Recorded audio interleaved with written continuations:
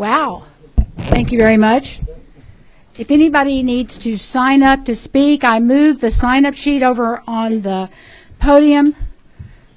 And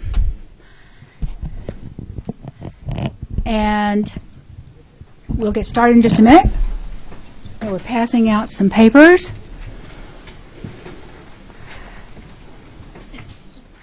I want to welcome everybody to the first session of the Health and Human Services Committee for 2014. We have a new vice chair, Rick Jaspers, and so I'm glad to have him helping me. Since I have the first bill of the session, he's going to get a baptism by fire and gets to start off right away. And of course, I told him I thought it was a little interesting that he's the author of the gun bill, and now here he is on Health and Human Services. So he's wearing a different cap, and he's not carrying. No. He's not carrying. So anyway, I enjoy giving him a hard time and picking on him a little bit. But Representative Jasper is a good person and a good representative, and so I really am pleased to have him as my vice chair. And if everybody signed up that wishes to speak, at this point, I'm going to turn the meeting over to Representative Jaspers. Go ahead. You'll call my bill.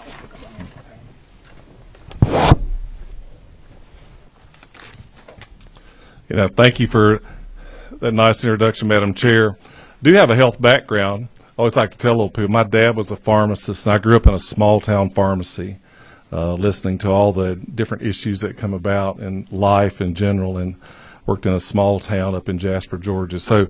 But committee members are about to listen and hear our Madam Chairman on House Bill 363. It's LC 335302S in your file folder. Madam Chair. Thank you, Mr. Chairman. And if I might, I would like to have Lee Aldridge and Marley Gober come and sit right here so they can explain the bill. Is that all right with you, sir? Yes, absolutely, Madam Chair. Thank you.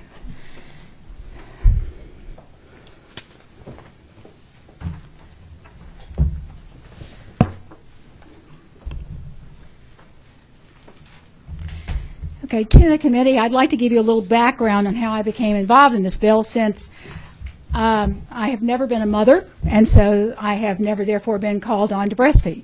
However, I am a registered nurse with advanced degrees and was an educator, and for one session taught obstetrical nursing.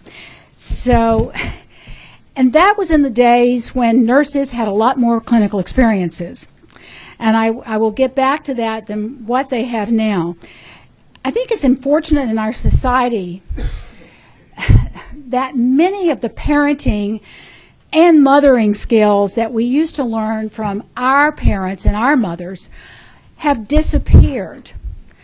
Part of it is because we no longer have great big families, and older children watch younger children being breastfed and being parented. That's part of it. And part of it's society. I was just having a talk with a psychiatrist that works for the state. She was checking on whether our foster children were over-medicated, especially our younger foster children.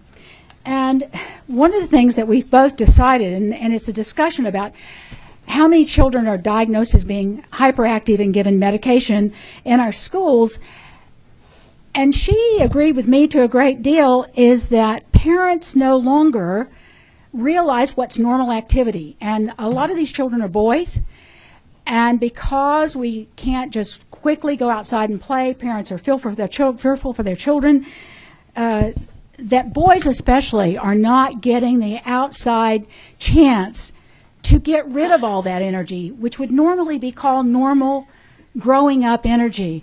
And so instead, they're hyperactive in school. So it's a lot of what goes on with our society. And when this comes to breastfeeding, used to, mothers were there when their daughters grew up, and when their daughters have babies, mothers were there to help them if they ran into problems with breastfeeding. As this bill has gone forth, I've had a lot of the guys come up and say, you're going to do a bill for the most natural thing in the world. It is natural until there's a problem. And one of the things that adds to this is that women who have babies no longer stay in the hospital 4 or 5 days when the milk comes in. They're gone in 23 hours or 48 hours. And then if they get mastitis or the baby is failing to thrive or just whatever problem, there's nobody to help them because their mother didn't breastfeed and their mother's mother didn't breastfeed, and there's no one that's a neighbor that breastfed. And so unless they can get to somebody that can really help them, then there's a problem, and very often they quit breastfeeding and there's a failure. So the ladies who are pushing this bill, the lactation specialists, came to me because it is a Health and Human Service type bill, and because I was a nurse. And we now have a program in the legislature where before anybody's licensed, it goes to a committee referred to as GORC. And if GORC gives you the okay to be licensed, then you can go forth with legislation. Of course, in our legislative process, we as legislators have the right to put a bill in whether GORC approves or not. So, but to go through the GORC committee, they have to have a bill. So before you can even be considered, there has to be a bill in. So we wrote the bill, and I put the bill in. The GORC committee met in December and voted against the licensing of lactation specialists. But I felt it was strong enough to go ahead and bring it to this committee and let the committee make their own decision because of the problems that we are having. I'm going to turn it over to Leah and Mary Lee in a minute. They are lactation specialists. But I will tell you that helping mothers breastfeed would be a cost saver to the state. Now, there's other problems that are coming up now with the state budget and with the Secretary of State's budget. But babies who are breastfed have less ear infections, that therefore they get less tubes put in their ears, they have less allergies. And with preemies, which cost the state hundreds of thousands of dollars, breastfeeding can be the difference between life and death. So there is value in breastfeeding, there is value in promoting this. Also, for every mother, if we looked at our WIC program, which is one of our programs that has terrible problems in the state, the savings would be about $160 a month for if women were to breastfeed. So basically what this is a bill that would allow lactation specialists, and I will let the ladies tell you all of their qualifications, be licensed. Many physicians, pediatricians, don't want to hire them in their offices unless they are a licensed individual. And that is for malpractice reasons. I think you find the same thing in hospitals across the way. And so it's a type of recognition, and so they can be, so that people will feel comfortable in their educational backgrounds and hiring them as teachers and educators and people to help women. And it also, like Aetna already pays for them, the other big insurance companies will not pay for it if they are not licensed. So that is the crux of the problem.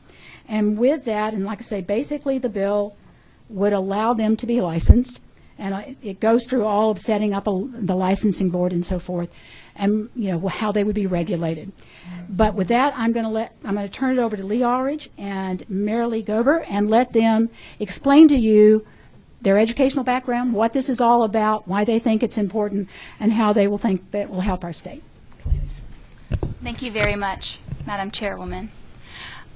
Thank you so much, all of you, for your time and attention today. My name is Leah Aldridge, and I am a volunteer with Healthy Mothers, Healthy Babies Coalition of Georgia. And I am also an internationally board-certified lactation consultant. So I'm a member of the group seeking licensure. Today I'm going to keep my comments brief, but with your permission, I'd be happy to be available, if it pleases the committee, for any questions as they arise during the hearing. HB 363 is a straightforward bill. It licenses international board-certified lactation consultants, and it's designed to improve access for breastfeeding support for our moms and babies. 70% of our Georgia moms initiate breastfeeding, but only 6% are still exclusively breastfeeding at 6 months. When our mothers fail to achieve their breastfeeding goals, our infants and mothers do not achieve the health benefits that breastfeeding affords, and our state, importantly, does not receive the economic savings associated with healthier mothers and babies. When you consider that 50% of our babies are born to Medicaid, that's 6 out of 10 of our Georgia babies whose formula and health care is paid for with our tax dollars. You quickly realize that helping women breastfeed successfully pays off. It's for this reason that Healthy Mothers, Healthy Babies Coalition of Georgia, a nonpartisan nonprofit with 40 years of experience in prenatal care, has taken the lead on the bill. We believe it's time to move the needle in Georgia to help our Georgia mothers get the breastfeeding support they desperately need and to reap the very real rewards of healthier children and a healthier bottom line. So I respectfully request that you all vote yes on HB 363 today. I'm going to turn it over to Mary Lee Gober to address some of the cost savings and the health benefits that breastfeeding affords. Hi, good afternoon. I'm Mary Lee Gober. I am a registered nurse. I have many years' experience as an obstetrical registered nurse. I'm also have experience as a litigation attorney, of which I'm not practicing currently. And I'm also married to an obstetrician. So I have an in-house OB doctor to help me with my issues in feeding children. But I'll get back to that in a moment. What I want to address right now is what we know and what's happening in Georgia. We know that 70% approximately of our mothers are wanting to breastfeed. We know that mothers are being discharged at about 48 hours after they deliver and go home. We also know medically that most of those mothers don't even have their milk yet when they go home from the hospital. Milk doesn't come in until day 3 to day 4. So our mothers don't know what issues they're going to have until after they've gone home from the hospital. So what do when they go home from the hospital and now they suddenly have an issue? That baby's not latching on, they're having problems getting the baby to latch or feed, or what if it's just very painful and it's just not working right? What do our mothers do? Well, right now, most of our mothers have a couple of choices. They can call their pediatrician's office. They can call their OB office. What are they going to hear when they make that call? Well, you can try, we don't, if you want to bring your baby in, we'll weigh it and see what's going on, but they don't have medical care in the offices ready to help these mothers. They may say, as I got, the pediatrician told me, well, you can go buy some brewer's yeast. Okay, I'm not even going to tell you about brewer's yeast, okay? It doesn't work. But that's what the comment I got from my pediatrician when I had my babies. So what is the other choice that a mother has? They can get on the internet and start looking around for somebody who is an experienced breastfeeding specialist. They can search the internet and find somebody who they hope is in their area and call a stranger. They can call a stranger and invite a stranger to come into their home, to lift their shirts, to show their personal breasts to a stranger, and they can hand over their newborn baby to a stranger and hope that they can get the help that they need and make it work right. We know that 68% of our mothers have issues when they're breastfeeding, and they have those issues between day 3 and day 7. When they are at home, they are exhausted, they haven't had sleep, they're still healing from delivery, and they have a crying baby who is hungry. What are they going to do if they don't want to invite a stranger into their home? They're going to have their husband go buy formula at the grocery store, and they're going to give up on breastfeeding. Is that really what we want to do for our moms? That's what we're doing for them right now. That's all we are doing, is telling them they can go buy formula. So what happens when our babies are on formula?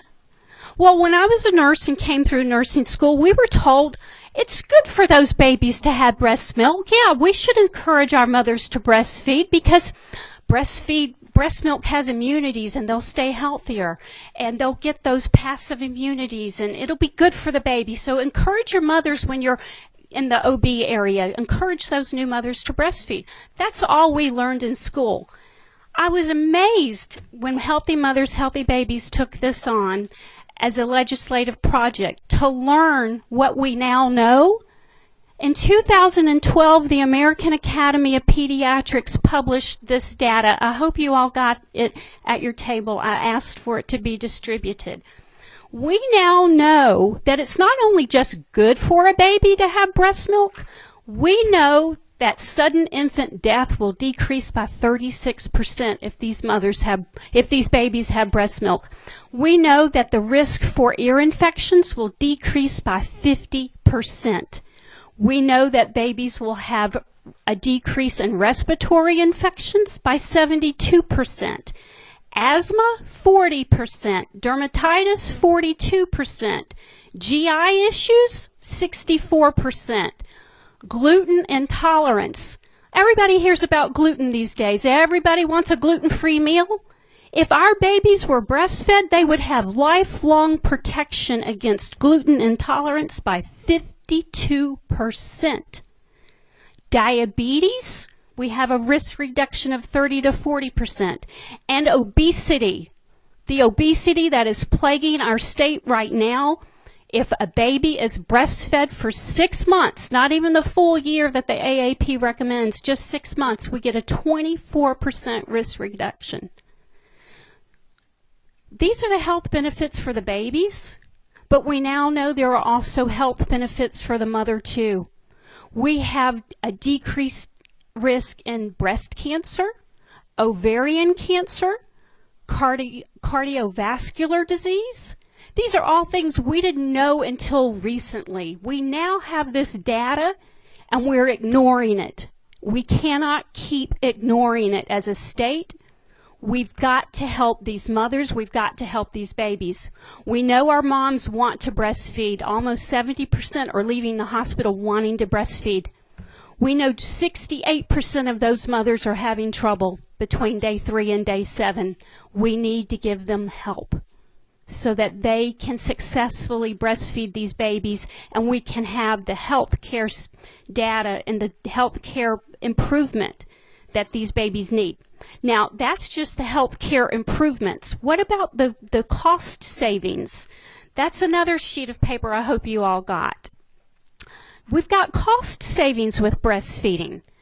If you just look on the back side alone, on the back sheet, WIC reports that for each Medicaid WIC baby whose mother will breastfeed that baby, we save $160 per month per baby. That's $960 in a 6-month period. For each baby, we're talking about 70,000 babies a year in Georgia born to Medicaid. $960 times 70,000. I'll let you do that math because I haven't done it. But what about what about health insurance? What about the health savings on the other side for the savings that we get for those ear infections and respiratory infections that we're not going to have? It was a very important study that Ball did back in 1999. They released this research, and I want to draw your attention to it as well. It's on the second page. Several HMOs got together to see what were the actual health care dollar savings for babies who were breastfed versus babies who were formula fed.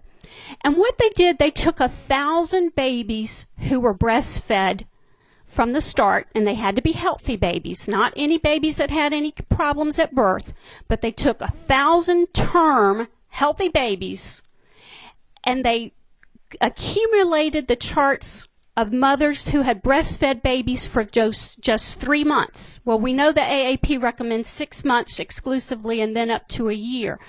All right, but the charts that they looked at were 1,000 babies who were breastfed for only 3 months.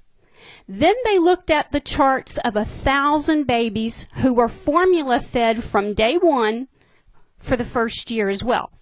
So these are all healthy babies. We're looking at the charts of 2,000 babies, 1,000 who were breastfed for 3 months and 1,000 who were formula fed. They waited until those babies were a year old. And at a year old, they opened up the charts to see, did these babies who were breastfed save us money or cost us money? What's the difference? They only looked at the top 3 most common infections that babies get during that first year of life.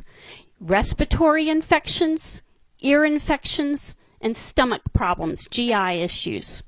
So if a baby was in the doctor's office or had a prescription or was hospitalized for any of those 3 things, now the baby could have been sick with other things too, but they didn't calculate that in their data. They only looked at the most common 3 illnesses. Of those babies and those common 3 illnesses, they found that the 1,000 babies who were breastfed had definitive savings to the medical system, to those HMO companies. On average, it was $331 to $475 per baby in dollar savings in that very first year of life. That was calculated in 1995 healthcare dollars. We are looking many, many years later down the road. We know our healthcare expenses have tremendously increased since then. So we know we've got healthcare savings for our babies who are breastfed. We know we've got dollar savings. And we need to be helping these mothers achieve their own personal goals. We're not trying to make anyone breastfeed who doesn't want to breastfeed. And I'm not a lactation consultant. I am a registered OB nurse. Healthy Mothers, Healthy Babies has no financial interest whatsoever in the outcome of this other than we are interested and we care about our babies and we want our babies in this state to be healthy. So at this time, we'd like to invite a few other folks who have some testimony as well. Oh, I'm sorry. Okay. Okay. One of the things that, Mr. Chairman, one of the things I would like to ask you to do is, what does it take to be a lactation specialist? What kind of education? How are you different from just somebody that has worked in a hospital, not necessarily a nurse? And Leah, you want to address that? At the informational hearing that we had at the end of last session, there were several questions about this, so thank you so much for asking that question. Our profession is young, 26 years young. There's 26,000 IBCLCs in 96 countries. The exam is given in 17 languages in 353 locations. In order to become a lactation consultant, you have to have college-level courses. You must have lactation-specific hours, 90 of them, and you must also have a specific number of clinical hours. This is very important. This is hands-on training. This is supervised hands-on training with mom and baby. Then we take a criterion-referenced exam, the exam I just referred to, and that exam is accredited by an independent body. Then we are required to carry malpractice insurance. We are required to report back to the mom's primary care physician. We are required to obtain 90 continuing education credits and recertify after 5 years. And every 10 years, we must actually take the exam again. I didn't mention that I'm a member of the Georgia Bar. I'm an attorney as well. I would be scared to death to take the bar exam again. But the area of breastfeeding medicine, there's in fact an Academy of Breastfeeding Medicine filled with all physicians, is young and changing. And so the idea of us staying current and on the cutting edge is very, very important, which is why we're required to have so many continuing education credits as well as to recertify by exam every 10 years. Did you want further information, Madam Chair? Questions? Yes. Yes, ma'am, if we will. On the left is Miss Mary Lee Gober for the committee members, and on the right is Miss Leah Aldridge. And of course, Madam Chair, do our committee members have any questions for these fine ladies?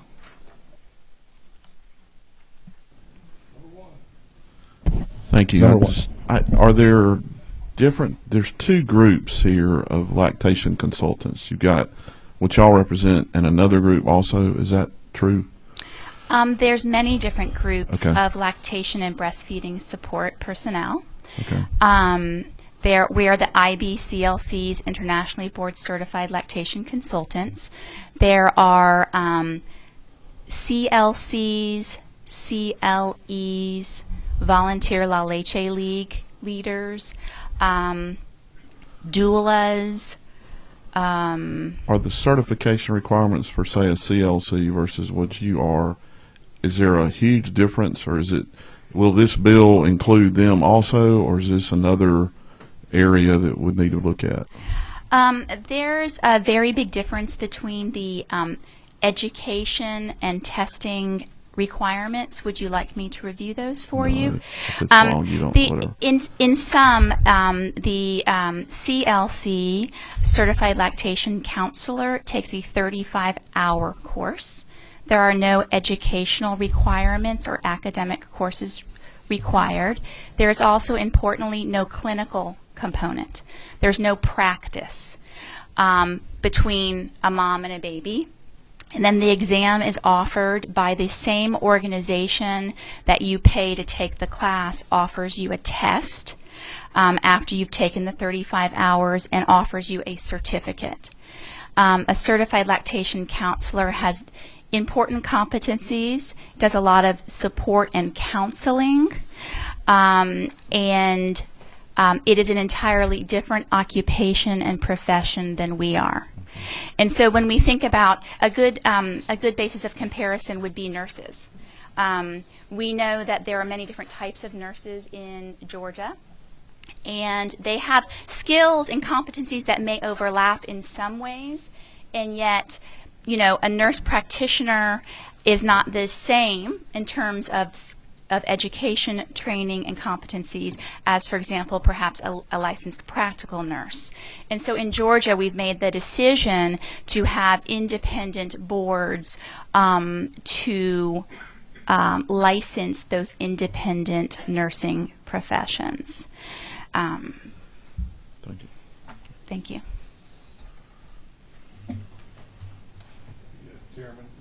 Excuse me, Chairman Chokas, a question. Thank you, Mr. Chairman. The question that I have is other states. Is there such legislation and licensing in other states? At this time, as I said, our profession is 26, now 27 years old. At this time, legislation's been introduced like it has in our state in 3 other states. It is not passed. This is the first session. We're all there. It's being worked on in 11 states currently, actively. There's a national organization, the United States Lactation Consultants Association, that is working to license in all 50 states. But we've started with 11, with 4 active bills currently. Okay, so 4 active bills, one of which is the state of Georgia. Correct. And then 3 other states y'all are working with, and then there's a national organization promoting this on a national level. Yes. Thank you. Thank you. Representative Sharper. Thank you, Chairman. In looking at this, I understand the benefits, of breastfeeding, things like that. My question is, if this is passed, is there a clearance, one for the mother and then one for the baby itself, if it's going to be that entailed medically, to make sure that if there's a problem with the mother or something else medically going on, That's what I want to know. What kind of clearance and what kind of reviews will you have? Yeah, Leah mentioned that she's required to report back to the OB physician. She's also required to report back to the pediatrician. Ideally, right now, what Leah does in practice is drive from home to home and sees people who can afford her self-pay price, and she reports back to the physicians. She faxes reports in. What we would really like to see is we would like to see pediatricians and family practice physicians and OBs who want to be able to hire these people to have them in their office settings so that the medical history is already there on the chart for these babies. The mother's maternal history is already there on the chart. It's very efficient. It saves time. These lactation consultants would be right there with the physician when they are seeing an issue, and they can resolve these issues quickly and efficiently. Okay, and also by them being, working with the physician or, the patient, and they can see that maybe they're having problems because of this particular, medical condition, so they would be able to work that close together. This will do that. Absolutely. It would be so much more efficient for these babies to resolve those issues immediately. Okay. I'd like to add, thank you very much for your question. One of the things that this bill achieves is it offers the lowest cost, highest trained individual to do the service. We're constantly hearing about the shortage of primary care providers, especially in rural areas.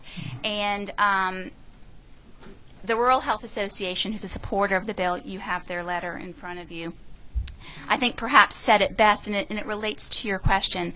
They said licensure of IBCLCs would not only improve access to verifiable and vetted expertise, it has the potential to create many jobs in even the rural areas of Georgia. With licensure, family practice physicians and pediatricians could hire these breastfeeding specialists. But in areas where there are no medical practices, these professionals could still provide in-home care in their own communities. We're trying to grow the profession, grow employment of IBCLCs, and then grow the access to the care they provide so that we achieve healthier babies and the cost savings associated with healthier babies. Being that they will be the independent ones that would go out, will there be any challenge as far as medical records being, between the licensed professional and also the physicians? Have you looked at that part of, getting medical records if you have to have them? We have an entire code on how we have to basically follow the HIPAA guidelines, just like any other healthcare professional does. So we maintain confidentiality. We have to maintain records in the same way. We have to be careful with email correspondence. We are subject to HIPAA currently. And again, very important, in reference to Representative Hatchett's question, we are required ethically to report back. I wish I'd brought one of my reports for you to see. None of the other breastfeeding specialists have malpractice, are required to maintain malpractice insurance or to do any sort of reporting back to physicians. Okay, thank you. Mr. Chairman, if I may add, I think it was last year or the year before, Pat Kodakatellis, the residents in OB did a district by district handout for you, telling you how many OB/GYN doctors you had in your district. We had 39, I think, counties that had no OB/GYN, and about another 30 that were soon losing theirs, or they were getting where they were going to age out. So we have lots of counties where there are, we have trouble with pediatricians and OB/GYNs. And I've lost my train. Oh, I was waiting to see if Dr. Watson could get here because he said he wanted to be here. Dr. Watson's group is one that has taken a chance. He works in a big medical group that has all different kinds of physicians, and the pediatricians in his group have taken the chance on an unlicensed person, but they hire a lactation specialist, and she comes in and sees patients in that office. And he was saying that the pediatricians were telling him the less tubes in the ear, less ear infections, less asthma. So that's an example of the kind of jobs that they would have. And he has a meeting with the governor and a group of people, so that's why he's not here. Okay, next up, Representative Barr. Thank you, Mr. Chairman. I have a couple of questions, if I may. First of all, the malpractice insurance. Because there's no other licensed states that do this, what's the cost look like for that, and does it affect how does it look like? Does it affect that? My cost for my malpractice insurance is $90 a year. Okay, very good. The 90 hours for to get my license, how does that work? Do I attend you? Is it a school? What does that look like? There's different options. There's online options. So the 90 hours are lactation-specific hours. Mm-hmm. So and I actually have a list here. I believe you may have asked that question before. There are, in fact, also academic programs that you can, the University of California at San Diego has a program where you get your general education hours, your clinical hours, and your lactation-specific hours all wrapped up in one degree.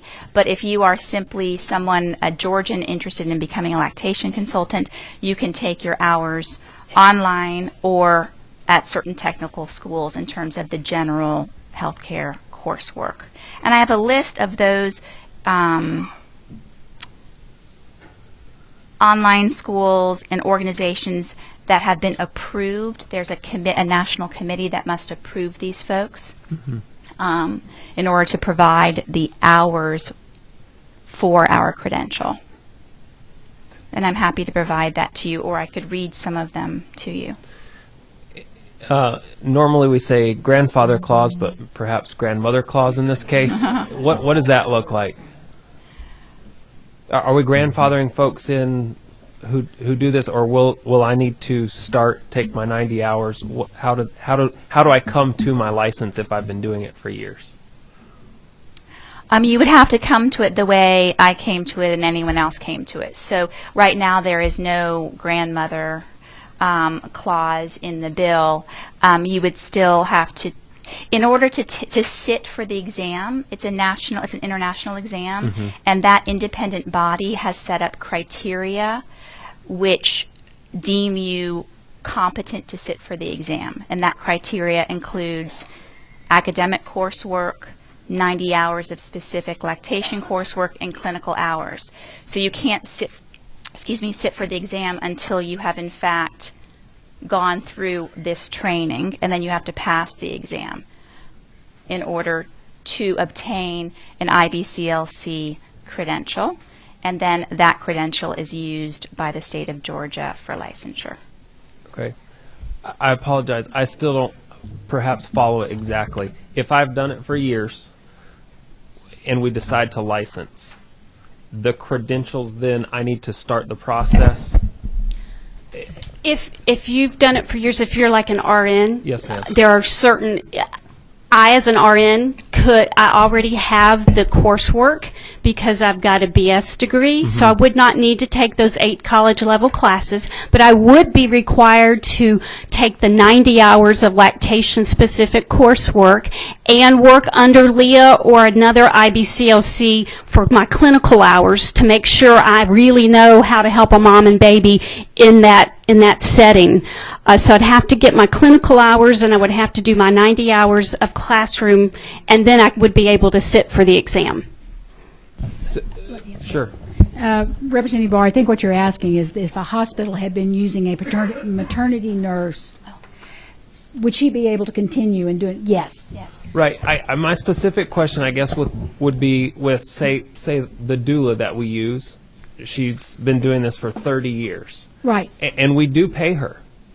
And so she would have to then start and do the 90 hours to call herself a lactation specialist. To call herself a licensed lactation specialist. So maybe I'm understanding the question a little bit better now. This bill does not impact large groups of people. It does not impact licensed healthcare providers. So if you're an RN, an LPN, a physician, a dietitian, and you're doing this in your scope of practice, you do not need to get a license. It does not impact volunteers. La Leche League leaders have been doing this for a long time, mother-to-mother support. It does not impact WIC, any federal, state, local program at all. The good work being done at those programs can continue. It does not impact breastfeeding classes and counseling. That can continue unabated.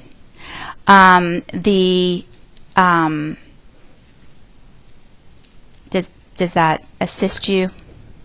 That is helpful. Okay. There's a list of exemptions at the end of the bill. In addition, the title that's protected is important. The title that's protected is licensed lactation consultant. So the bill asks folks not to use that title if they are not, in fact, a licensed lactation consultant. Right. So this person that's been helping you should not call her, if this bill was to pass, would not call herself a licensed lactation consultant unless she had gone through all of the steps to become one. But she could still call herself a doula. Sure. Okay. Thank you. Thank you, Representative Barr. Representative Henson. Thank you for your presentation. Does insurance have a code for this? I mean, how are people being reimbursed, especially in the doctor's office? So does anybody here know if there's a medical code for insurance reimbursement? Right now, there is not a lactation-specific code. We use a counseling code, a 99404 code, which is part of the CPT terminology put out by the American Medical Association. But there isn't a lactation-specific code. And, of course, those codes are used by private insurers. There is... So, and Medicaid? Medicaid does not have any lactation benefit currently, and this bill does not compel Medicaid to offer a lactation benefit. It is simply a licensing bill. Okay, so the folks that are currently doing this, they're going to people's homes at private pay. And if you go into your doctor's office, your obstetrician, basically it's being done under a consulting code. Is that correct? Well, it takes about an hour and 20 minutes to do a full consult, and the physicians don't have time for that, so they're not doing it. Well, excuse me, but if they have somebody at RN or somebody else? If they employed a lactation consultant, they would not be able to file for that hour and 20 minutes of time because that person is not licensed and it's not the physician giving the care.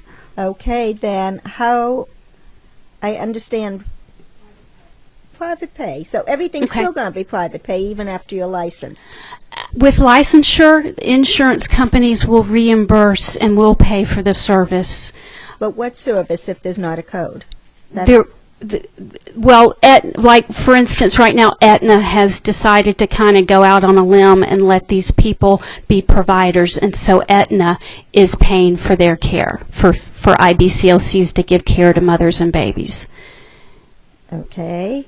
So pretty much what would happen, this bill passes, you become licensed, you'd be working in a physician's office, or would someone still be available to go to the mother's home? It would be both. Ideally, we want these people in the pediatrician's office and the family practitioner's offices because that's where we can give the best and most efficient care. But there will be situations. You'll have situations with multiple births. You'll have situations with high-risk babies who are at home on monitors, and it's really an issue to get them into a doctor's office. So they would still be available to do an in-home visit. Okay, and I think lastly, I was going to ask about the grandmothering in, because normally when a bill's gone through GORC or we're creating a new licensing, and could you refresh my memory as to what GORC stands for? Georgia Occupational Regulatory Review Council. Thank you. I could not remember that. So we've normally grandmothered in people that have been in a profession for many, many years. Yeah, recognizing or accepting 10 or 20 years in the profession. And we find that, there's so many people, and ultimately you do we'll use grandmothering for this case, do the grandmothering in phase for the first year that after the bill has passed. And after that, there's no more grandmothering in. And I understand all you're saying about the test and everything else, but for folks that have been doing something for many, many years, asking some of these folks to go back to school to do academics and everything else for a profession that they've been doing for 10, 20, or 30 years, I have serious questions about, and I really would like you to look at the issue of grandmothering in. I mean, that's just my concern. And lastly, are there any schools in the Atlanta area that are currently offering these courses, or are most of them online, or what? If we had licensure, we would have people who really want to do this as a profession, and they would be knocking on the school's doors, and we would be working with the schools and setting up the programs and mainstreaming it very rapidly for these folks. Right now, because there's no licensure, there's no job for these people. So we can't attract people into the profession without the licensure piece. Once we have licensure in place, it is our intent to go to every technical school, every junior college, and help them set up these programs so we can get many more of these women out there doing this. So all the 90 hours and everything else that you've talked about is all new. This is all being created. Someone is putting that out as... It's not new because it's been going on for 27 years.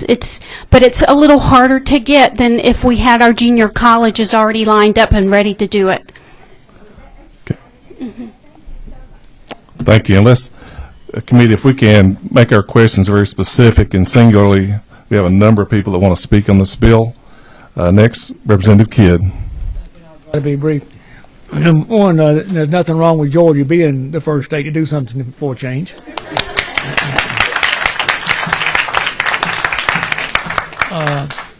Did I miss? And did y'all say Gorp did approve or didn't approve? They didn't approve, because I'm well aware that you don't have to wait for Gorp to approve something. How many? I need to run for office in this group, but how many women or how many people would you think would be licensed by this board if there was created in Georgia? The CDC and the Surgeon General have estimated that based upon our births, we need 1,152 IBCLCs to serve our population. So there are 800 jobs to be filled and created through this process. What would you expect the licensure board fee to be for each one of them and their biannual licensure fees? We've been told the cost of the board initially would be $90,000, $65,000 thereafter, after the board was established. There are currently 335 IBCLCs, and I don't have a calculator. $200 would cover the cost Per year? of the board, yes, sir. So that's $400 per biannual? If we did biannual. But if we had 800 more, which we want, then we could reduce that fee to $100. I understand. One or two more brief questions, if I may. Currently, what do you call yourselves out there? You're not licensed, but what do you call yourselves out there now? IBCLCs or lactation consultants. You just don't use the word licensed. No. Okay. So there's no prohibition for people taking these courses today and practicing this profession. They just can't use the word licensed. Correct. All right. So the real benefit of using the word license is for payment purposes, be it individually or through the doctor's office. That's kind of bottom line. That would be one of the benefits, yes, sir. The other benefit would be that we would know that we actually have competent clinical people who are able to provide the service. And the physicians would also have that that protection as well, knowing that whoever they're referring to is competent and able to give that care. Last question. Now, come on, Representative Kidd, last one. If they're licensed, there's nothing in here that prohibits a volunteer from Correct. continuing to call themselves. They just can't use the word license. Correct. Okay. Correct. Thank you, Representative Kidd. Representative Harden.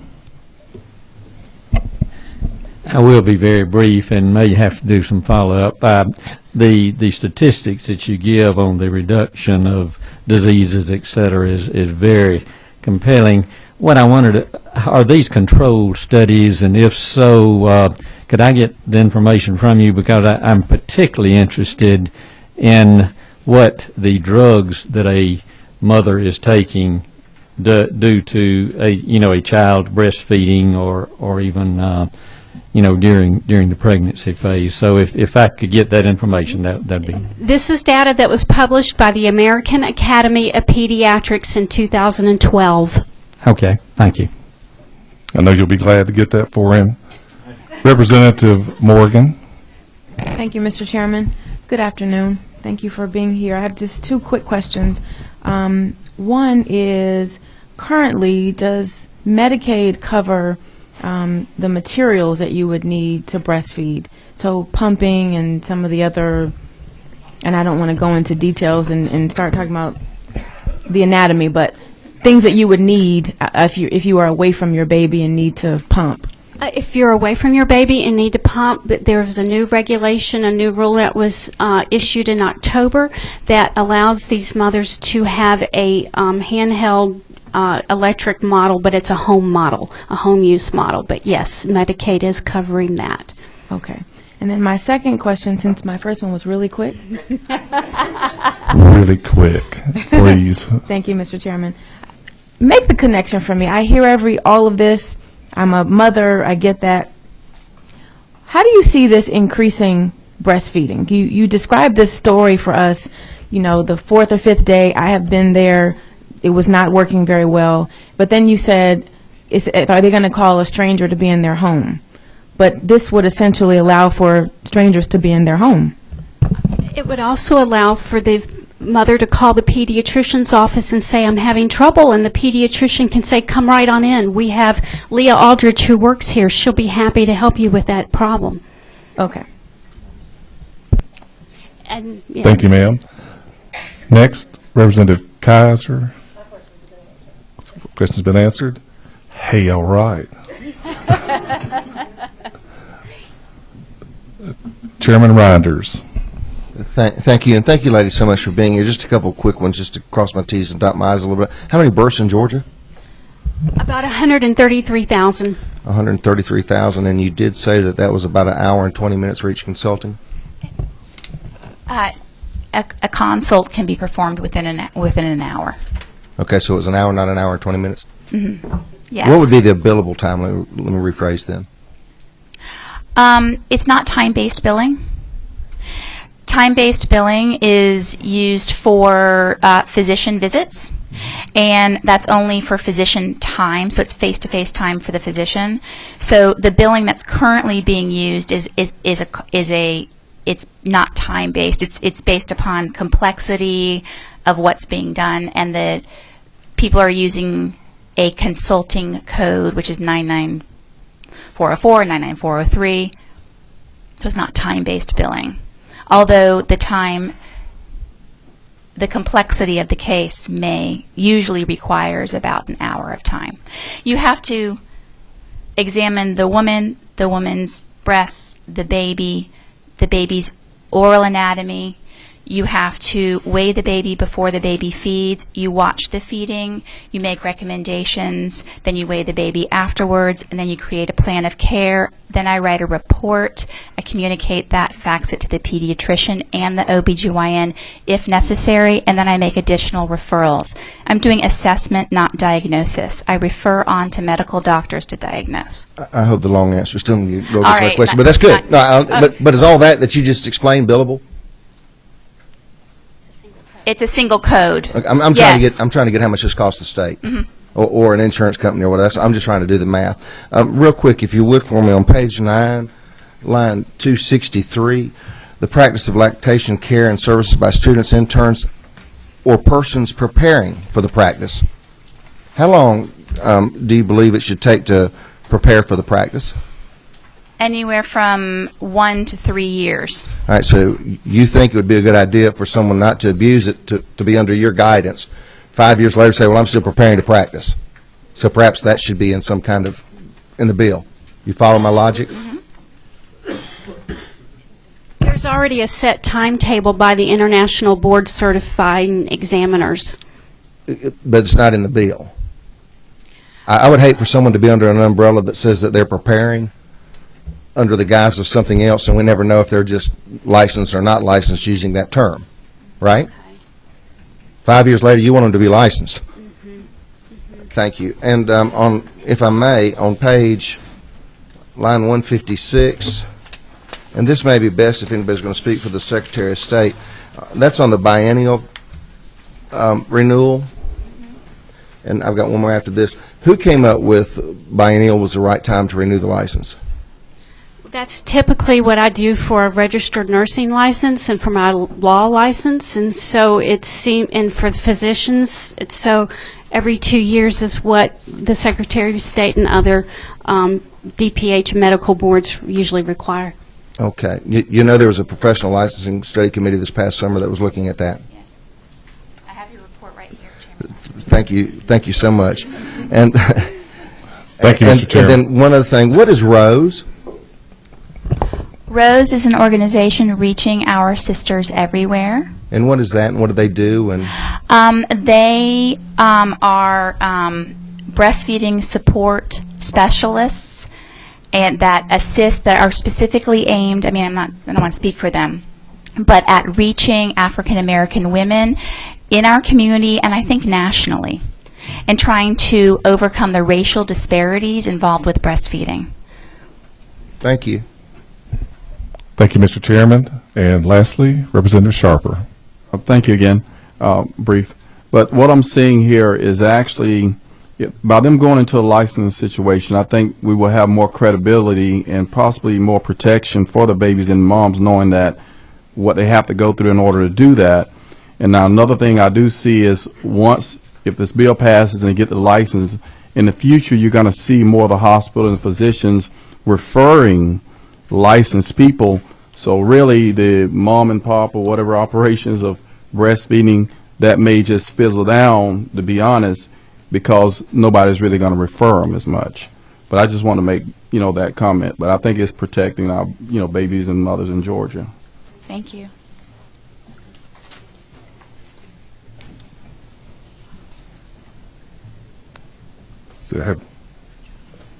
Who's that now? Representative Chokas? Is that? Jones. Pardon me. I'm sorry. Thank you, Mr. Chairman. I just want to say that I support this legislation, and I want to see the IBCLCS become licensed here in Georgia. And I also support giving quality care to the mothers, to the babies, and the support and education that comes along with it. Thank you. Thank you, Mr. Chairman. Okay, thank you. Thank you, Mrs. Gober and Mrs. Aldridge. We'll move on to the public comment part of it. I'll give you the first names. I'll give you two so you can be lined up, ready to go. We'd like for you to hold your comments for 2 minutes or less. Be Dr. Zara Robin will be first, and Ryan LaRosa after that.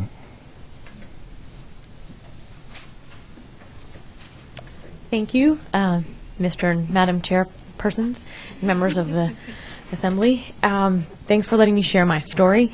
I think I have a somewhat unique perspective as a neurologist, also married to an OBGYN.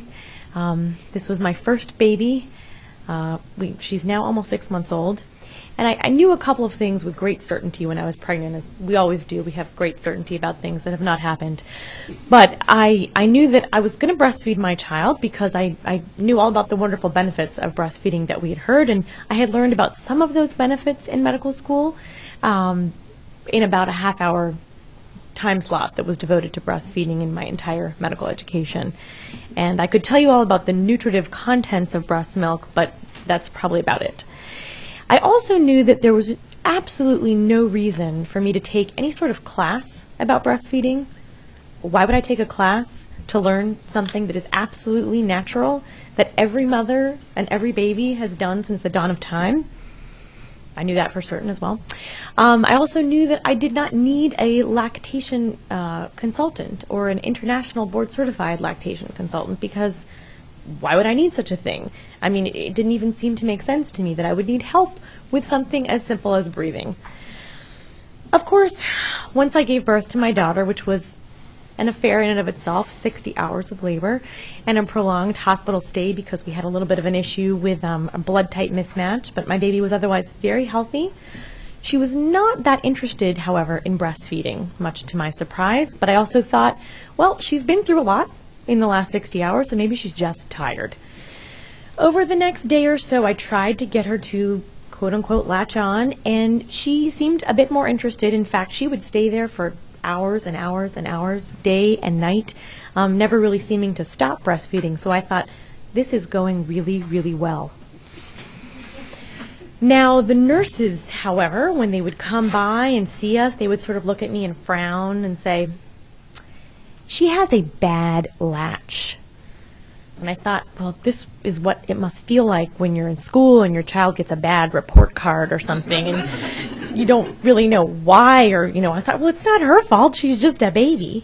And they sort of blamed me for not latching her on correctly. And I tried, and I thought, I have the equipment, and this baby is ready to eat, and, I did my best. By the end of our hospital stay, we were discharged, and we were told, best of luck, here's a case of formula. You probably won't be able to breastfeed, but you might, but she has a bad latch. I was sort of a combination of furious and devastated, because this was something that I had dreamed about, having a child and breastfeeding. I thought it was very important, and it was a wonderful sort of mother-child bonding experience, aside from all of the very important physiological, immunological aspects. So I went home and I breastfed that baby with a vengeance.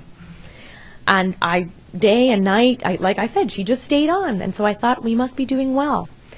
And I took her to the pediatrician for her first visit, and he said, "She's gaining weight. You're doing great. She's doing well. Keep doing what you're doing." And I said, well, I'm having some pain, a lot of pain. Well, breastfeeding is painful. It's painful in the beginning. And in fact, that's what I kept hearing from folks. Your breastfeeding, it's tough in the beginning. Oh, it's hard. It gets better. Oh, it's painful. You'll get used to it. Now, there's pain, and then there's sort of species-ending pain, which was what I was experiencing. And I waited a couple of weeks, and I talked to my OB, and she also said, well, it's tough, you might just try pumping. Maybe breastfeeding's not for you, just pump. And again, the pediatrician, oh, everything looks good, don't worry. And I talked to other moms because as a physician, I thought I could solve this problem myself. I went to the internet, I went to Google, I researched everything, and I looked up all the different causes of nipple pain.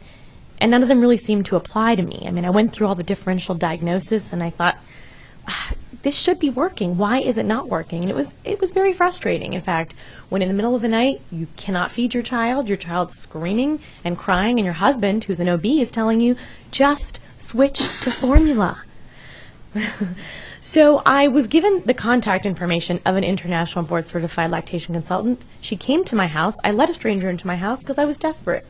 And she was able to assess my child and found that she had a lip tie and a tongue tie, which are attachments of the upper lip and the tongue, such that breastfeeding is basically impossible. This had been missed in the hospital, been missed by pediatricians. Nobody had looked at her mouth. We were then referred to a surgeon. We had the surgery. We went through a long recovery process. And because of the help that I received from the International Board Certified Lactation Consultant, I was able to breastfeed my baby successfully. We are still breastfeeding to this day. Do not plan on giving up anytime soon. And I know that had I not had access to those services, I would be another casualty of, well, you know, I tried to breastfeed, it just didn't work. So I urge you to consider this bill, and I thank you so much for your time. Thank you, ma'am. Ryan LaRosa up next, and then Dennis Spangler. Thank you, Mr. Chairman. I'll be brief. My name is Ryan LaRosa. I represent the Medical Association of Georgia, and we support House Bill 363. This policy went before our House of Delegates, and it was vetted by over 200 physicians, including pediatricians, primary care physicians, OBGYNs, neurologists. Any specialty you can think of has taken a look at this, and they voted to support this and thought it would be good medicine for Georgia. That's all my testimony, and if you have any questions, I'd be happy to answer them. Thank you, Ryan. So next up, Dennis Spangler, and then Rick Ward. Well, first of all, it's Dr. Dennis Spangler. I'm a pediatrician as well as a board-certified allergist and immunologist in the state of Georgia. And I want to support this bill because I spent a good deal of my practice educating mothers on the prevention of allergic disease and proper diet and breastfeeding. And a number of these things have already been discussed, but I will add to the fact that we're also finding that breast milk not only does all the things that have been discussed, but it affects the microbiotic cultures of babies, which is being shown to possibly reduce even autoimmune disease like lupus, rheumatoid arthritis, and other diseases. It also, by improving that microbiota, significantly reduces the potential for obesity, which again has been brought up, and that's probably why breast milk helps for a longer period of time in this area. I will also go into the idea of the grandmothering of this whole idea. I've been in the practice of pediatrics and allergy for almost 40 years, and there's a tremendous amount of misinformation out there. And I think the idea of doing this is not only to provide support, but provide proper support. And I think that having worked in hospitals, having worked with neonatology nurses, they mean well, but they have not had a lot of training in this area. There's a lot of wives' tales out there that are not true, and this information is passed on to mothers. We need proper information. Secondly, the first 2 to 3 weeks, I would say, not the first couple of days, the first 2 to 3 weeks is a window of opportunity. Mothers fail because of what's been discussed.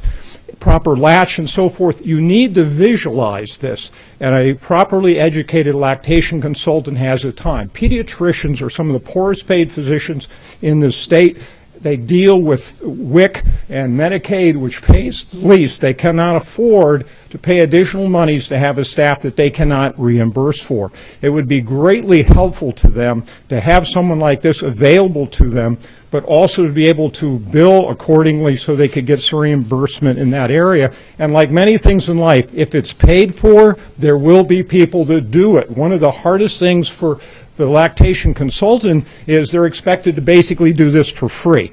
They love doing it, they love the babies, they love the mothers, but they're not independently wealthy individuals. So I would just close with the fact that from a physician's standpoint, I don't have time to spend a half an hour with that mother. Having someone I could trust who knew what they were doing would help substantially. Thank you. Thank you, Dr. Spangler. Next up, Rick Ward, and then Pat Coda. Thank you, Mr. Chairman, members of the committee. I'm Rick Ward with the Georgia chapter of the American Academy of Pediatrics. The Georgia chapter is comprised of over 1,800 pediatricians, both in primary care or general pediatrics and pediatric specialists such as neonatologists, pediatric gastroenterologists, etc.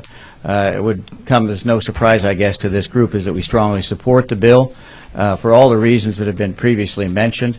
And I would just also like to add, I would second Representative Kidd's wise remarks that it would never hurt to be first in something in the nation for Georgia, especially in an area as important as this. So we would support the bill and urge your favorable consideration. Thank you, Mr. Chair. Thank you, sir. Pat Coda, and then next up, Faye Brown. And thank you for being brief. Appreciate it. You can time me. I'll be brief also. I'm Pat Cotto with the Georgia OBGYN Society, representing the OBGYNs in the state, of which there are about 1,100. I'd like to say that we also support this legislation and hope for favorable passage. Thank you. Thank you, ma'am. Check plus. Faye Brown, and then Chuck Harper up next. The pressure is on. My name is Faye Brown. I represent the Georgia Academy of Family Physicians. There are 2,700 members throughout the state. Family doctors are primary care physicians who see patients cradle to grave. We also support the bill and request your favorable consideration of this bill. Thank you. Thank you, ma'am. Chuck Harper, and then would be last, would be Polly McKinney. Thank you, Mr. Chairman. I'm here. I'm Chuck Harper. I'm here on the behalf of the Secretary of State's office, Secretary of State Brian Kemp. We understand the rationale and the desire for the creation of new boards and new licenses in Georgia. Our position at the Secretary of State's office is and has remained consistent. And often, as in this case, but not always, we're supportive of the underlying goals and ambitions of those pushing for new boards. Again, however, it is often the case in life with a good idea or good intention or good cause, it needs a requisite amount of funding to be successful. That is the case in the situation before you today. I have personally had several discussions with the supporters of this bill. I understand the motivations and commitments and their commitment to get this done. And again, our concern is the initiative has to be paid for. Another thought to note is that the Secretary of State's office has to be mindful of the duties that it already has. That's the oversight, the administration of the current boards that reside in the Professional Licensing Division in Macon. As Chairman Reinders knows through the valuable work of his study committee last year, the duties of the PLB are many. Our staff is cross-trained and deployed by top management to be as useful and as efficient as possible. So when more work is added without the ability to hire the necessary staff to accommodate it, the results are not positive across the board.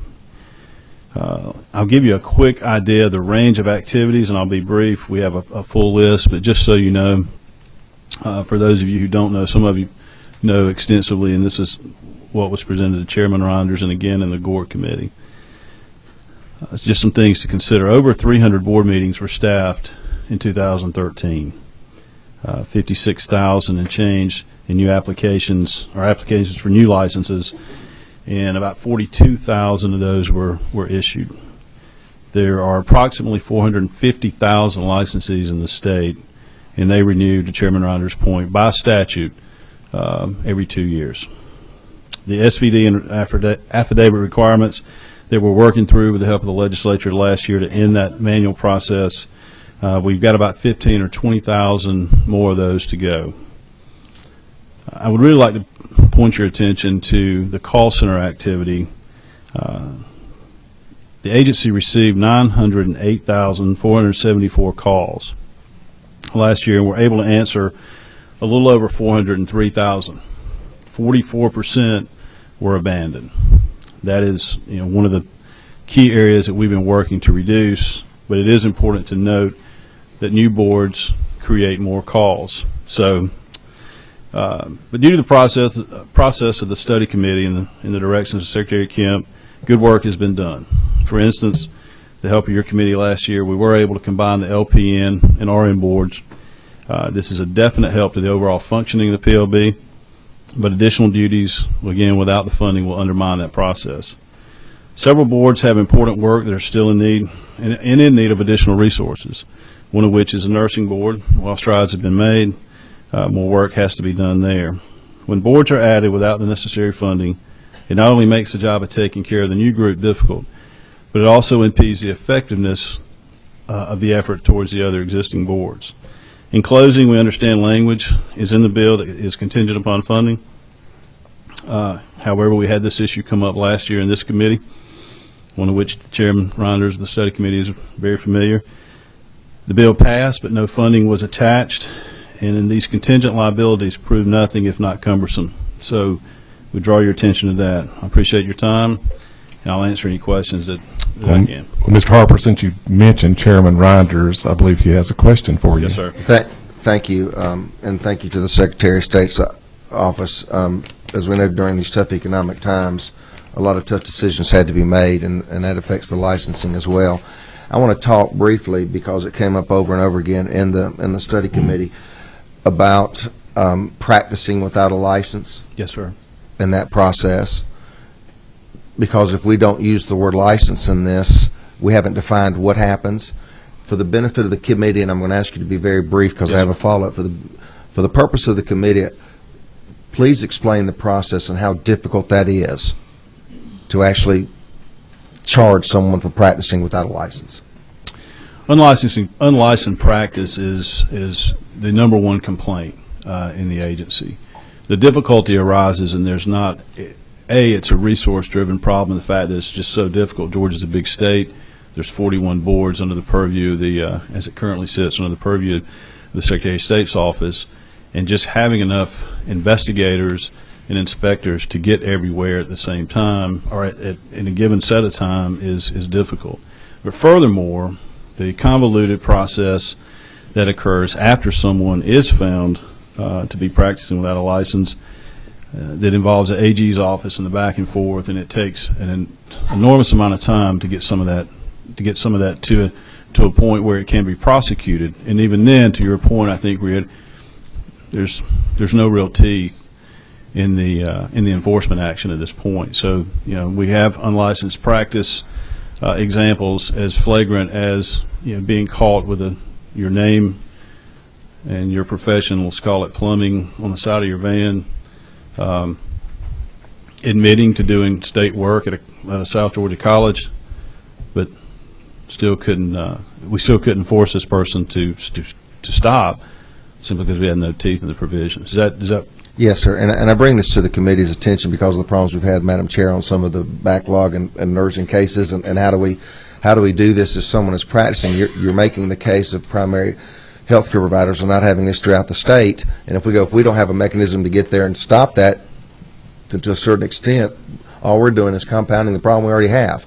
Now, secondly, and this goes to the gentleman who was testifying from a pediatric point of view, testimony was also given over and over again in regards to the inspectors, the ones who have to investigate whether someone is in fact practicing without a license or committing some kind of violation.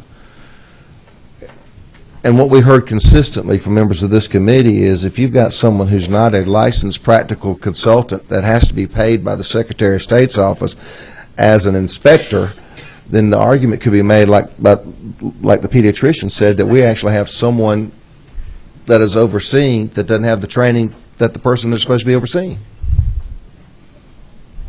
You follow that logic? Is that not a problem we heard over and over again? If you don't know how to install air conditioners, then you can't cite the person and talk to the person who's installing air conditioners the wrong way. And we're seeing that repeatedly, and we're trying to get a handle on how do we fix that. And I've done a terrible job of butchering that, so if you'll clean it up for me because you're so much more articulate than I am, I'd appreciate it. But talk about that as it relates. Well, there is a desire by several boards, I wouldn't say all the boards, but to your point, several boards, to have the investigators and the inspectors, there is a difference, but to have them trained in the discipline that they are enforcing. And there is a rationale for that, and there is a path to that. It's just, again, a resource-driven problem, as you're well aware, and one that the agency is very willing to undertake. And some of that already occurs, but it's just not to the level that most of the boards that are interested in that would like. But nurses want nurses, and accountants want accountants, and that's not the way general law enforcement works, but it's the way they want it to work in the PLB. So, thank you, Mr. Harper. Go ahead. If your pediatrician didn't recognize the problem of, what'd you call it, latching, could you imagine an inspector investigating someone that didn't have even that basic medical background? And that's kind of a problem that we're having to a certain extent. Thank you, Madam Chair, and Mr. Chair. Thank you, Chairman Reinders. And lastly, Polly McKinney. Briefly. Very brief. I'm very brief. I'm Polly McKinney. I'm with Voices for Georgia's Children. We're a child policy and advocacy organization, and we cover child health, juvenile justice, child welfare, and birth to 5 issues, of which this touches on almost all of those. And we support this legislation because we believe it will ultimately provide greater access to breast milk for children. And obviously you can tell it's really good for kids. That's it. Thanks. Thank you, ma'am. And I do know that when I get home or get on the phone talking to my wife tonight, I certainly have to thank her for doing a good job in preventing all these things that you described. As we moved on, what is the will of the committee? Oh, pardon me.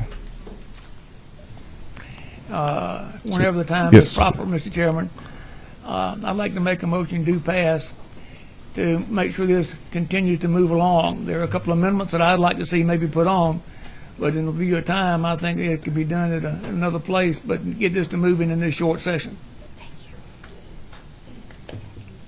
So at this time, I make a motion to pass, and we might consider amendments after the motions are made, if it's seconded. Representative Kidd, we're not going to recognize Okay. at that moment for that purpose. That's what I had the proper time. Thank you.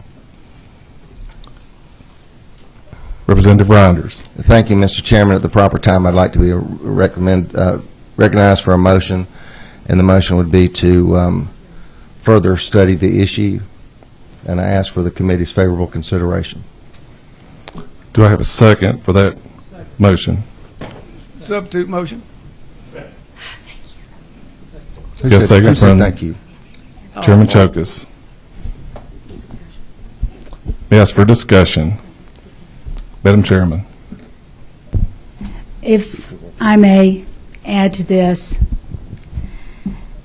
the information I'm getting from everybody is that even though they think that the work you do is very valuable and that this is something that in the future the state might need to pursue, that right now, because of the money situation and the board situation, and because Gork turned you down, that we really need further time to let this percolate and see how the state's economy turns around and how the Secretary of State's board can meet the obligations it has now.